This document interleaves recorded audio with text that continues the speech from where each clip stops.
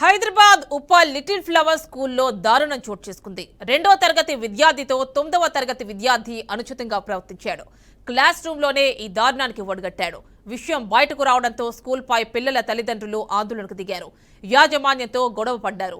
సదరు విద్యార్థిపై చర్యలు తీసుకోవాలని డిమాండ్ చేశారు. ఫిర్యాదు చేసేందుకు బాలిక తల్లిదండ్రులు ముందుకు రాకపోవడం ఆశ్చర్యాన్ని కలిగిస్తోంది. ఇదిలా ఉంటే వివరాలను పోలీసులు గోప్యంగా ఉంచుతున్నట్లు సమాచారం. మరోవైపు చర్యలు తీసుకునేంత వరకు వెనక్కి తగ్గేది లేదని విద్యార్థి రాజకీయ సంఘాలు స్పష్టం చేస్తున్నాయి. అప్పటి వరకు పోరాటం చేస్తామని తేల్చి చెప్పారు. అయితే పోలీసుల చొరవతో వివాదం కొంతమేర సద్దుమణిగింది.